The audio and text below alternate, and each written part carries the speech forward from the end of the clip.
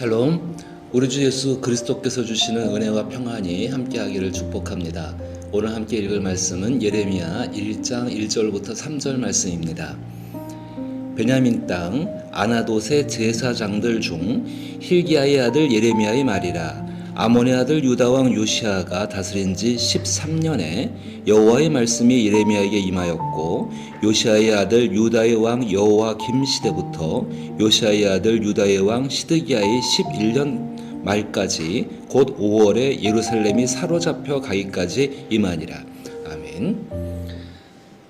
목사는 항상 도전적인 삶을 요구받습니다. 그것은 비단 목사뿐만 아니라 우리 모든 그리스도인들도 마찬가지일 것입니다.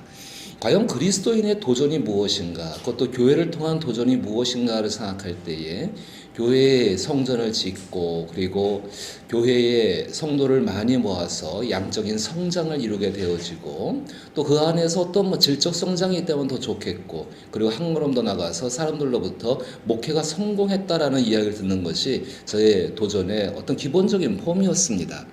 그런데 여러 가지 어려운 일들을 겪고 나서 주의 은혜 가운데 하나님 말씀을 새로 보면서, 특별히 갈라디아서와 시편들을 새롭게 살펴보면서 그것이 잘못됐다는 것을 깨달았습니다. 필요 없다는 이야기가 결코 아닙니다. 그런데 그것은 추구할 바가 아니라 하나님께서 주시는 선물이라는 것입니다. 오히려 하나님 앞에 하나님 말씀을 따라 성실히 살아감으로 말미암아 그 삶 가운데에서 하나님이 주시는 은혜로서 누릴 수 있는 것이지, 결코 자랑할 것도 목적이 돼서는 안 된다는 것을 저는 깨닫게 되어졌습니다. 예레미야를 같이 묵상해 보기를 원합니다. 예레미야가 어떤 사람인지, 저는 어릴 때 종종 교회에서 듣던 말 중에서 예레미야와 이사야를 비교하는 말을 많이 들었습니다. 강단에서 담임 목사님께서 누가 나를 위하여 갈꼬 이렇게 말했을 때, 이사야는 내가 여기 있사오니 나를 보내소서 이렇게 이야기했는데, 예레미야는 나는 아이라 갈 수가 없습니다 라고 말하는, 그래서 우리가 교회에서 어떤 부름을 받고 교회의 일을 감당할 때에 이 이사야처럼 일을 해야 한다라고 해서 항상 제 인식 가운데에는 예레미야가 부정적인 모습으로 있었습니다. 그리고 예레미야서는 기본적으로 예언서입니다. 예언서이다 보니까는 그 내용 자체가 평이하지를 않습니다.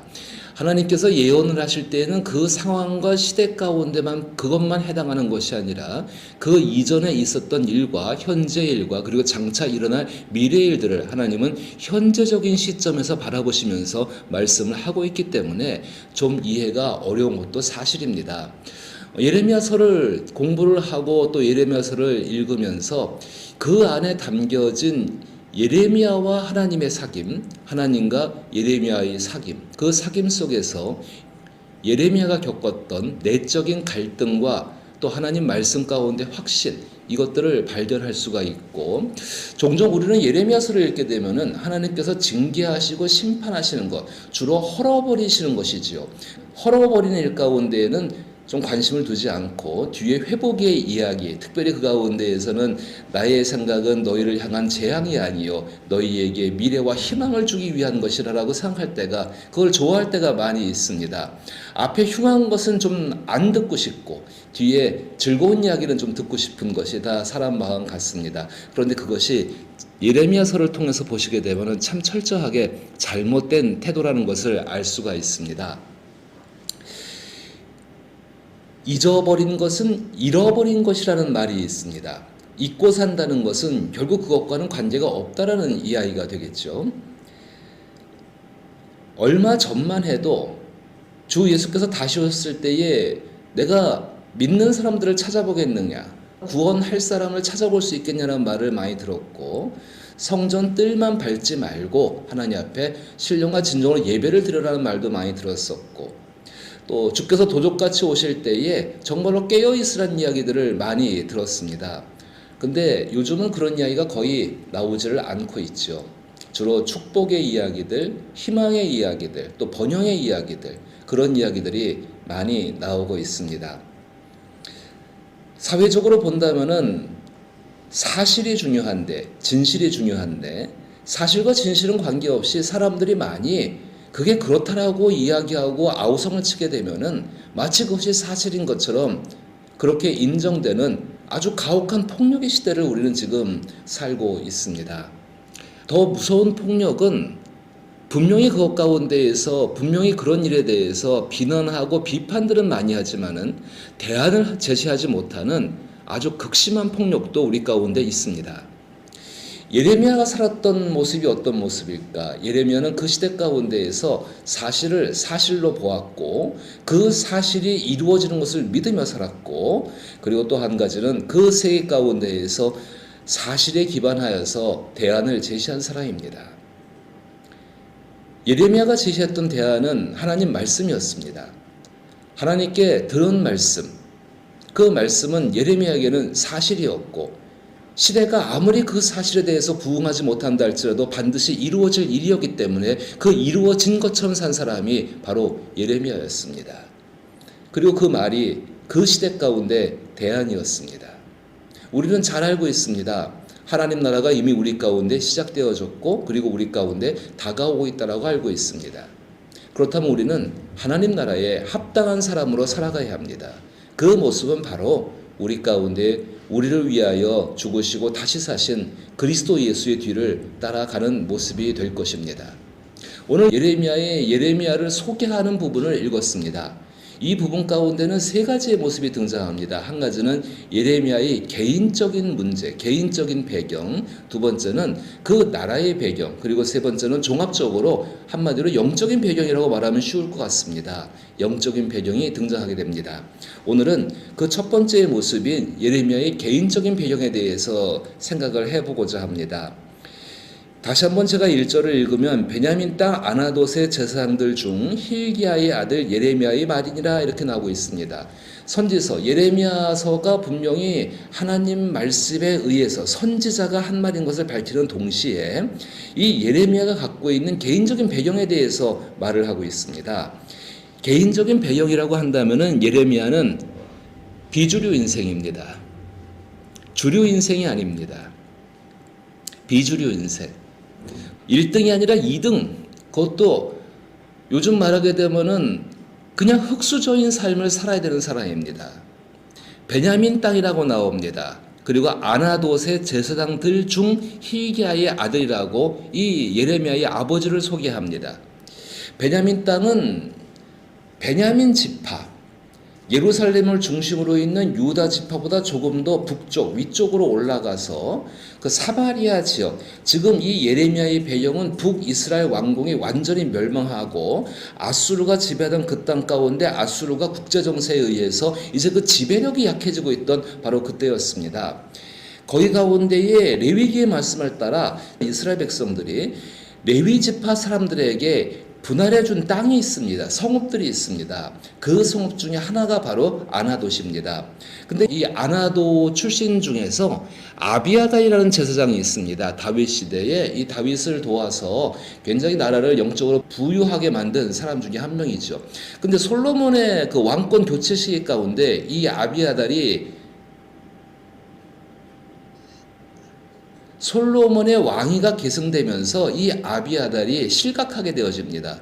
그리고 나서 간 곳이 이 아나돗입니다.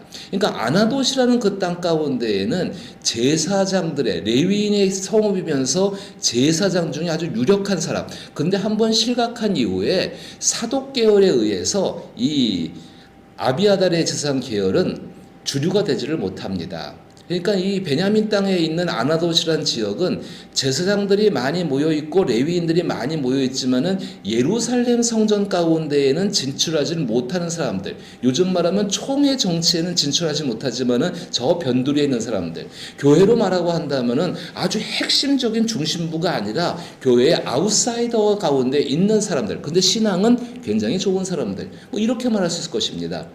교회 환경 말고 우리 삶 가운데 적용할 수가 있습니다. 우리 삶 가운데에도 내가 원치 않죠. 자기의 배경을 자기가 정해서 태어난 사람이 어디 있겠습니까? 자기가 가지고 있는 환경 자체가 좋지 못한 사람들이 있을 수 있습니다. 그런데 폐쇄된 사회, 악한 시대는, 악한 사회는 자기의 힘으로다가 그 유리벽을 뚫고 올라갈 수가 없다는 것입니다. 평등하다고 말은 하지만은 이미 극심한 차별과 극심한 불평등이 존재하는 사회가 건강하지 못한 사회입니다. 그러니까 이렇게 말해볼 수가 있습니다. 예레미야의 개인적인 배경이 무엇이냐? 그는 2등 인생이었다. 그는 흙수저였다. 그는 주류가 될 수 없는 사람이었다. 주류가 될 수 없는 사람이다 보니까 예레미야의 말을 믿어줄 사람이 아무도 없겠죠. 들어줄 사람이 아무도 없겠죠. 그리고 예레미야를 긍정적으로 평가해줄 사람들이 아무도 없었죠.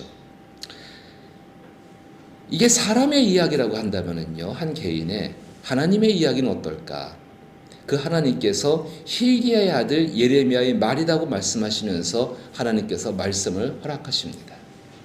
이제 1장은 예레미야서를 이해하는 데 굉장히 중요합니다.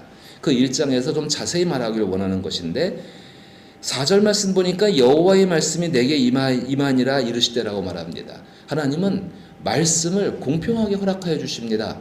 이 시대 가운데에는 예레미야 한 사람에게 하나님 말씀이 임했지만은 지금 우리의 시대는 어떨까요? 내가 가지고 있는 나의 출생의 배경들, 나의 조건들, 나의 환경들 이거를 다 넘어서서 이 예레미야에게 임했던 놀라운 하나님의 은혜, 하나님께서 말씀을 주신다는 그 사실이 이미 우리 주 예수 그리스도로 말미암아서 우리 모두 가운데 있다라는 것입니다. 하나님 말씀을 갖고 있는 사람들입니다. 그러면 우리는 이 말씀을 통하여서 한 가지 사실, 우리 모두는 예레미야처럼 살아야 한다는 것입니다. 세상 가운데에서 비판과 비난을 하는 것이 아니라 그 비판과 비난을 넘어서서 진리와 사실을 가지고서 대안을 제시하면서 그 대안이 하나님 말씀 가운데 얻으면서 그 삶을 살아나갈 수 있는 믿음과 용기가 있어야 한다는 것입니다. 저는 그 도전을 해보고 싶습니다. 어쩌면 이것이 위더스 교회 공동체 가운데 상당히 큰 충격파가 될지도 모르겠습니다. 하나님께서 예레미야서를 통하여서 가장 화내시는 게 뭐냐고 지난주일 설교 때도 잠깐 말씀을 비췄는데요. 세상에서는 자기 마음대로 삽니다. 그리고는 교회 들어와서는 하나님 앞에 회개한다고 말합니다. 그리고 자기 스스로 나는 예배했으니까, 나는 뭐 했으니까, 나는 뭐 했으니까 나는 이제 그 모든 내 잘못으로부터 벗어난 거야. 구약시대에 그랬습니다. 예레미야 시대 가운데에서, 아니 이스라엘 가운데 악한 모습이 늘 그랬습니다. 세상에선 자기 마음대로 삽니다. 정말로 하나님의 사람답지 않습니다. 그런데 성전에 들어와서 예배하고 또 제사하면서 제사장이 그렇게 말해주는 것이죠. 재물을 가지고 왔으니까, 예배를 드렸으니까, 헌금을 드렸으니까 당신의 죄를 하나님께서 사하여 주셨습니다. 그게 위로일까요? 요즘은 셀프 위로를 받는 시대 아닙니까? 그게 위로가 될까요? 위로 안 됩니다. 내 피부가 썩고 있으면은 그 피부가 썩는 것을 고치기 위해서 아픈 과정들이 있고 헐어버리는 것이죠. 아픈 과정들이 있은 연후에 하나님께서 새로 세우시는 것들을 경험할 수 있다는 것입니다. 어쩌면 우리는 이 시대 가운데에서 그런 신앙의 모습, 그런 교회의 모습을 원하지도 않고 있고 또 만들려고 하지도 않는 것 같습니다.